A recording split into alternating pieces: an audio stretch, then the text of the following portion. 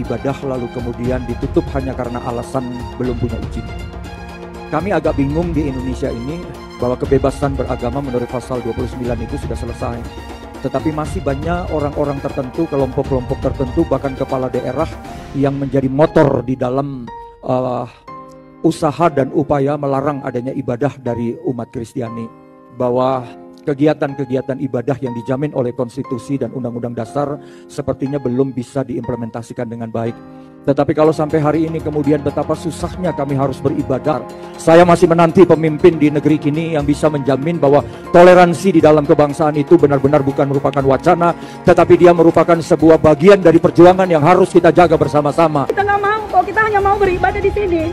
Kita cuma mau berdoa kepada Tuhan kita kok. Ya. Kita nggak minta apa-apa. Kita keluarga negara Indonesia punya hak yang sama. Tapi kami mohon untuk sekali ini kita ikuti dulu, kasih kesempatan sama pemerintah.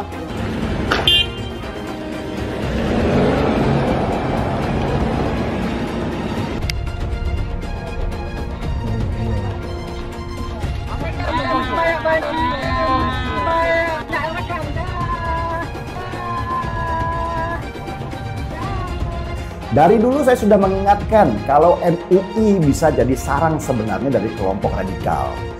MUI dengan segala kelebihannya adalah rumah terbaik bagi kelompok radikal untuk menguasai dan mengkapitalisasi umat muslim di Indonesia. Inilah kelicikan yang membawa nama agama. Setiap tahun ada saja kontroversi yang mereka keluarkan yang tidak membawa kesejukan dalam bernegara. Saya sendiri nggak tahu gunanya MUI itu apa. Ngeri memang MUI ini. Dengan label ulama, mereka menguasai penuh fatwa untuk umat Islam di Indonesia. Selain itu, selama bertahun-tahun mereka menguasai sertifikat halal di Indonesia dengan konsumen jutaan produk dan dananya tidak teraudit. Halo para elit MUI. Jangan kira kalian bisa berlindung di balik label ulama. MUI pada dasarnya adalah sebuah LSM. Walaupun tidak memiliki otoritas yang resmi, sayangnya MUI kelihatan abai dalam hal menjaga keharmonisan hubungan antar umat atau antar aliran. Sering terdengar berbagai bentuk penolakan dan kekerasan dilakukan terhadap hak beribadah umat Kristen. Walaupun bukan sebuah lembaga negara atau otoritas resmi, MUI ini adalah lembaga yang didengar pendapatnya oleh umat Islam. Karena itu, salah satu pihak yang seharusnya berperan untuk menghentikan aksi-aksi semacam ini adalah MUI. Tantangan terbesar yang harus dihadapi MUI saat ini adalah kelompok-kelompok yang tidak toleran atau bahkan kelompok-kelompok radikal. Sumbernya atau dalang di balik pelarangan pendirian rumah ibadah adalah MUI. MUI membuat surat yang mana melarang sebenarnya pendirian ibadah ini. Saya lihat perhatiin sikap MUI ini semua. Setiap ada membuat fatwa itu yang tidak menyenangkan, yang ingin buat gaduh. Sepertinya Anda nih bermusuhan sekali dengan yang namanya non-muslim. Itu seperti Anda memandang selain Islam itu kafir. Ini lembaga apa ini MUI ini lama-lama saya lihat. Apa sih MUI? MUI itu bukan apa-apa buat negara ini. Ada dan tidak ada MUI itu nggak menambah sebetulnya. Justru keberadaan MUI ini membuat masalah. MUI itu cuma sebatas ormas kok. Ini semua muslim loh, mayoritas ini yang menolak MUI, termasuk saya menolak MUI. Justru Anda membuat onar. Rakyat se-Indonesia termasuk saya ingin MUI dibubarkan. Jadi lebih bagus bubarkan MUI. Bubaran MUI cukup ada Departemen Agama. Saya Pendeta Samjeksa Napitupulu dari Gereja Utusan Pantai Kota yang mengalami pembunuhan. Kami dari LBH Martor Batam yang mendampingi Bapak Pendeta terkait dengan adanya dugaan pengrusakan bangunan yang akan digunakan untuk gereja di Kabil, dan kami telah melaporkan ke Polda Kepri. Mengecam tindakan anarkis yang dilakukan oleh sekelompok orang yang merusak pembangunan rumah ibadah di Bida Kabil, Kota Batam. Meminta pada pihak kepolisian agar menangkap pelaku perusakan pembangunan rumah ibadah, dan kita percayakan kepada pihak kepolisian untuk Polda Kepri agar secepatnya menangkap orang-orang yang merusak pembangunan rumah ibadah. Nanti yang lainnya nanti. Apa? Apa? Kerjakan terus, kerjakan. RW 21, RT 004. Ayo, hancurkan semua. Ayo, hancurkan aja. Ya, hancurkan.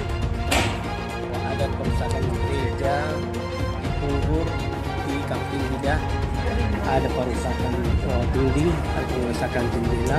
Kami mohon kepada stakeholder pemerintah di tempat, khususnya Kota Batam.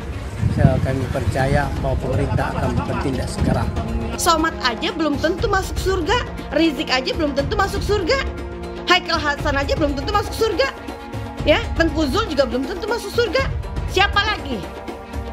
Novel Bamukmin juga belum tentu masuk surga, belum tentu masuk surga, karena tidak ada yang bisa menjamin satu orang pun kita masuk surga. Rasulullah aja tidak bisa menjamin dirinya masuk surga, Rasulullah aja tidak bisa menjamin sahabat-sahabatnya masuk surga, Rasulullah juga tidak bisa menjamin orang tuanya masuk surga. Apalagi cuma Somad, Rizik, ustadz di bawah-bawahnya Rasulullah.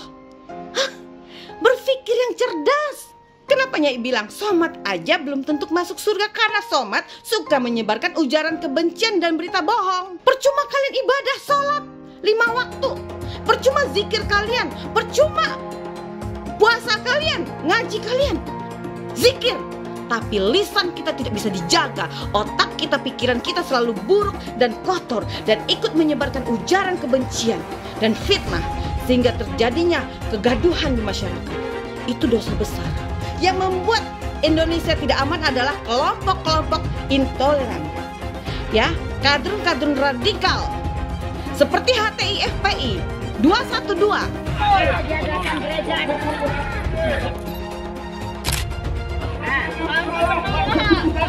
Tak boleh, tak ada orang gereja di sini. Tak boleh. Oh, tak boleh. Bukan tempat orang tahu gereja di sini. Kami nggak mengizinkan ikut persidangan ini ada sarana ibadah. Itu aja Pak. Itu aja.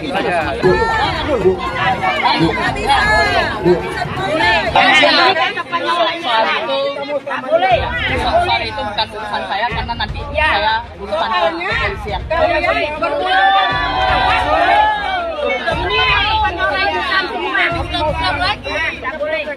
Pelarangan rumah ibadah terus berlangsung, dan ini akan terus terjadi kalau dibiarkan. Mereka percaya menolak atau menghancurkan gereja adalah langkah yang bukan hanya diridhoi, tapi bahkan juga diwajibkan oleh Allah. Karena mereka percaya dengan ayat-ayat Al-Quran yang menurut mereka memerintahkan umat Islam untuk memerangi kaum kafir. Ayat-ayat memerangi kaum kafir itu memang ada dalam Al-Quran, tapi makna kafir di sana tidak pernah berarti semua orang non-Muslim. Karena itu sungguh mengherankan bahwa MUI merasa tidak perlu bersikap soal pelarangan gereja ini. Pendiaman ini menyebabkan serangan terhadap umat Kristen terus berlangsung. Bila MUI terus membiarkan kejahatan ini terus terjadi, nama Islam akan terjerumus ke dalam lembah kehinaan. Bahkan lebih dari itu, bila MUI bungkam, MUI sebenarnya sedang membiarkan para pelaku penyerangan dan perusakan itu berada di jalan yang sesat. Akibatnya Islam nampak sebagai sebuah agama yang penuh kebencian, permusuhan, dan sama sekali tidak bisa disebut sebagai agama damai. MUI harus menyerukan dihentikannya pelarangan gereja. MUI harus menyerukan umat Islam untuk menganggap umat Kristen sebagai saudara. Asalnya gedung ini tidak digunakan lagi untuk kegiatan ibadah. Yang mencoreng Kota Binjai dari kereligiusannya, dari kedamaiannya. Kita meminta supaya tidak ada kegiatan di sini. Kami dari masyarakat yang berada dari lingkungan 1 sampai 6 turun untuk dilarang beraktivitas. Jadi kalau misalkan ada tamu, tadi kan kami dengar. Memang kita ngaji, kami doa cuma berdoa, kami berdoa aja, cuma 12 orang. Ya cuma kan izinnya itu. Ini Tuhan. Udah mau ibadah, Pak. Mau ibadah dulu.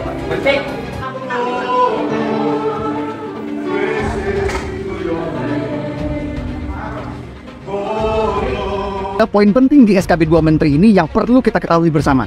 Pada bab 1 pasal 3 dari aturan SKB 2 Menteri disebutkan, rumah ibadat adalah bangunan yang memiliki ciri-ciri tertentu yang khusus dipergunakan untuk beribadat, tidak termasuk tempat ibadat keluarga.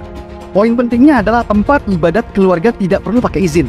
Apa itu yang dimaksud dengan tempat ibadat keluarga? Kalau di Islam namanya musola, kalau di Kristen namanya kapel atau rumah doa. Apakah perlu izin untuk bikin musola di rumah atau di ruko? Tidak. Begitu juga untuk bikin kapel di rumah atau di ruko, tidak perlu minta izin. Jadi umat Kristen ibadah di rumah atau di ruko tidak perlu minta izin. Saya ulang, tidak perlu minta izin. Banyak Pak Pendeta dan jamaah tidak tahu pengecualian ini, sehingga mereka pasrah saat ada yang datang membubarkan. Ibadah di rumah dan di ruko sama seperti umat Islam sholat jamaah di musola rumah atau di musola ruko. dibolehkan oleh SKB 2 Menteri dan tidak perlu minta izin pada siapapun. Jadi tolong pahami pengecualian ini dan jangan lagi mau dibubarkan. Kita mau jujur, SKB 2 Menteri hanya berlaku bagi kaum minoritas saja. SKB 2 Menteri seringkali digunakan menjadi instrumen atau alat untuk menggebuk kaum minoritas, mengancam kebebasan beribadah. Mirisnya tidak terlihat semangat dan kesungguh-sungguhan dari Kementerian Agama dan pemerintah Indonesia untuk merevisi SKB 2 Menteri ini.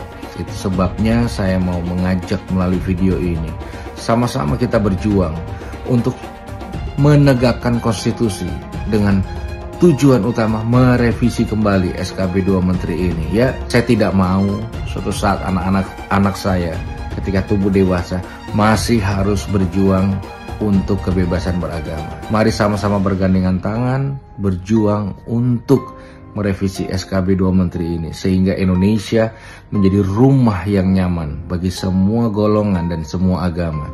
Sebenarnya penegakan hukum di Indonesia ini untuk orang-orang intoleran itu sudah bagus, asal jangan pernah berpikir kalian minoritas. Kalau kalian tidak melaporkan, bagaimana bisa diproses? Nunggu sejuta umat bersuara, menyuarakan itu, tapi cuma komentar, tindakannya nggak ada. Bilangnya apa? Kita cuma minoritas. Itulah karena kalian tidak nasionalis, makanya kalian itu mengecilkan diri kalian sendiri. Kita ini punya hak yang sama di Indonesia, ya. Semua yang beragama itu mempunyai hak beribadah. Sejauh ini cuma teman-teman dari Dharmapala loh yang berani menuntut keadilan, bukan karena mereka minoritas, tapi karena mereka punya hak yang sama sebagai warga negara Indonesia. Apakah dalam prosesnya teman-teman Dharmapala itu lancar-lancar saja? Tidak. Kasusnya pernah ditolak dengan alasan laporannya sudah ada atau sudah ada yang melaporkan. Tapi mereka terus kawal, terus kekeh. Akhirnya mantan Menteri Roy Suryo bisa dimasukkan ke penjara atas dasar penghinaan terhadap lambang-lambang agama.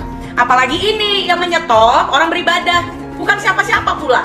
Terus kenapa alasannya kalian tidak mau bersuara? Kalian tidak mau melakukan, kalian tidak mau melaporkan. Kenapa? Bersatu, berbuat.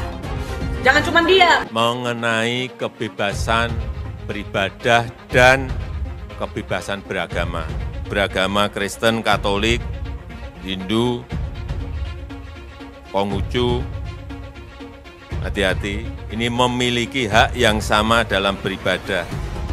Beragama dan beribadah itu dijamin oleh konstitusi kita, dijamin oleh Undang-Undang Dasar 1945, Pasal 29 Ayat 2.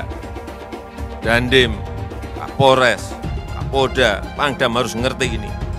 Jari, Kejati, FKUB misalnya, apakah tidak memperbolehkan membangun tempat ibadah? Hati-hati loh. Konstitusi tidak boleh kalah dengan kesepakatan.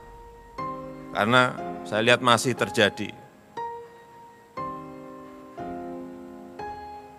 Kadang-kadang saya berpikir sesusah itukah orang yang akan beribadah. Sedih kalau kita mendengar. Bagaimana dalam agama Islam seorang muslim karena jabatannya dia memberi izin berdirinya rumah ibadah seperti kelenteng, gereja, dia dapat dosa jariah mengalir terus sampai hari kiamat. Setiap berbunyi teng teng bisa dibelangkung malaikat, teng kelempang, teng kelempang, teng kelempang, teng kelempang. Rasakanlah tuh, rasakan. Pancasila Soekarno, ketuhanan ada di pantat. Anak Tuhan dari mana? Kalau Yesus anak Tuhan, bidangnya siapa? Besok di seluruh wilayah Indonesia kami katakan dalam. Karena di salib itu ada jin kafir. Karena di salib itu ada jin kafir. Karena di salib itu ada jin kafir. Haleluya. Kepalanya ke kiri apa ke kanan? Kepalanya ke kiri apa ke kanan? Tetap percaya salib itu lambang mulia, bukan jin. Kok ketawa? Aku nggak nyindir siapa-siapa. Alasan pembubaran selalu menggunakan alasan izin. Kenapa ada keinginan untuk menutup dan mengganggu rumah ibadah agama minoritas, terutama agama Kristen? Apakah penceramah-penceramah itu percaya bahwa dengan mengganggu atau menutup atau melarang ibadah agama Kristen atau minoritas, mereka bisa masuk surga? Apakah seperti itu ajaran mereka? Makanya saat berceramah, Abdul Somad selalu mengajarkan intoleransi dan selalu menghujat agama lain. seperti mengatakan di salib ada jin kafir. Menurut saya pemerintah pusat harus terus berkomunikasi dengan para pemuka agama atau penceramah agama seperti Abdul Somad yang selama ini masih merasa dan percaya bahwa kehadiran gereja adalah hal yang harus ditolak. Dan para pemuka agama itu harus sadar bahwa menolak pembangunan gereja bukan saja bertentangan dengan konstitusi, tapi juga bertentangan dengan ajaran agama itu sendiri. Saat ini beredar sebuah video cuplikan pernyataan Abdul Somad tentang hukum membangun gereja. Dalam video itu dia terlihat sedang menjawab pertanyaan jemaah. Jemaahnya bertanya, apa hukumnya bagi seorang muslim yang menjadi pejabat pemerintah memberi izin pembangunan rumah ibadah agama lain? Somad langsung menjawab, orang itu berdosa. Bahkan menurutnya setiap kali gereja itu dipakai, orang itu mendapat dosa. Diibaratkan, setiap kali lonceng gereja berdentang, si pemberi izin akan mendapat satu pukulan siksaan kelak di neraka. Ceramah semacam ini tentu memprihatinkan. Disinilah mungkin salah satu tantangan terbesar NU saat ini. Mereka adalah organisasi besar dengan puluhan juta pengikut. Di dalam NU ada ratusan kiai dengan beragam cara pandang. Kalau yang di pusat sih mungkin orang-orangnya cukup progresif. Ulama ala Gus Dur almarhum, Said Akil Siraj, Yahya Khalil Stakuf, Yakut Khalil Kaumas banyak ditemukan. Namun di seluruh Indonesia ada banyak juga yang cenderung konservatif dan tertutup seperti Abdul Somad. Ya memang mungkin sih tidak menjadi luar biasa karena yang bicara adalah Abdul Somad. Somad ini memang terkenal suka bicara asal soal Kristen. Anda mungkin masih ingat dia pernah bilang dalam salib itu ada jin kafir. Jadi Somad ini nampak memang punya kebencian terpendam terhadap Kristen. Di sisi lain, Somad ini menjadi luar biasa karena dia datang dari NU. Di mata publik kan, NU selama ini dikenal sebagai organisasi Islam terbesar yang membawa suara perdamaian. Ya kok bisa-bisanya Somad adalah orang NU? Salah satu kelompok bergaya Somad di dalam NU adalah NU Garis Lurus. Kelompok ini secara keras menyerang semua orang, tokoh, dan kelompok yang memiliki pemikiran berbeda dengan apa yang mereka yakini. NU Garis Lurus bahkan mampu memobilisasi jemaahnya untuk mengambil pilihan berbeda dari para pimpinan NU dalam Pilpres 2019. Mereka memilih Prabowo Sandi padahal wakil presiden lawannya adalah Kiai Haji Ma'ruf Amin yang adalah pemuka NU. Mereka bahkan menyerang para cendekiawan Islam yang sangat dihormati seperti Gus Dur almarhum, Said Akil, dan Quraisy Shihab.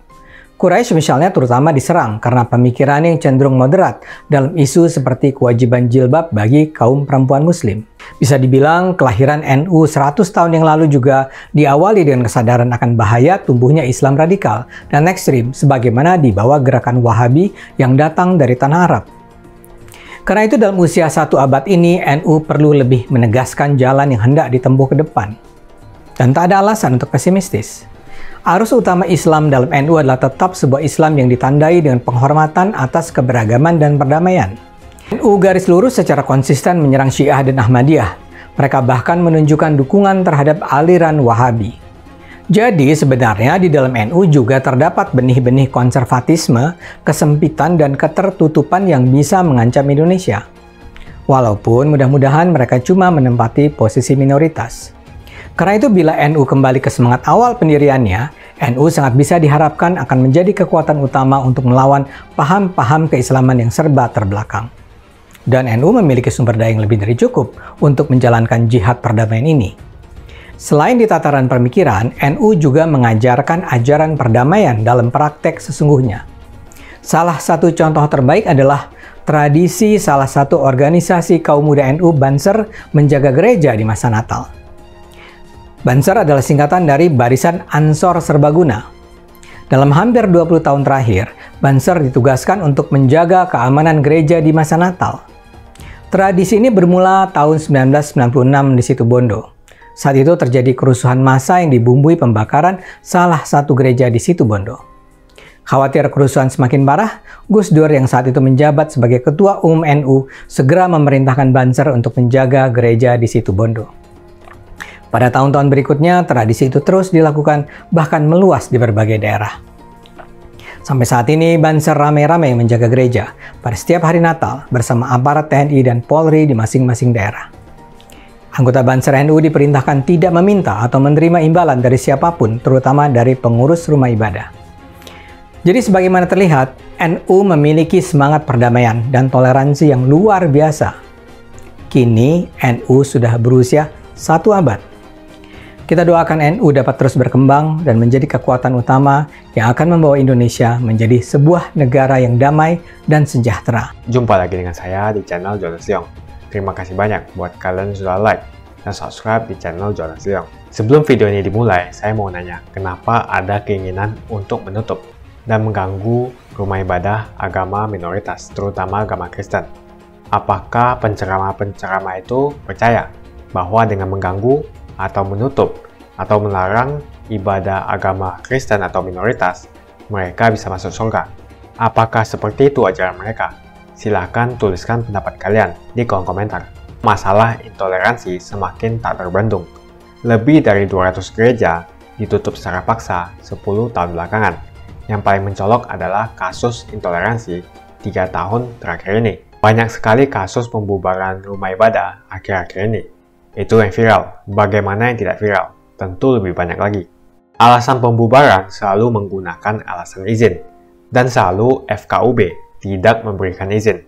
Jika tidak perlu lagi rekomendasi daripada FKUB, maka ini akan membantu umat minoritas. Sebetulnya tidak usah memakai alasan izin karena puluhan ribu musola di Jawa Barat dibangun tanpa menggunakan izin. Itu di Jawa Barat saja, gimana di seluruh Indonesia?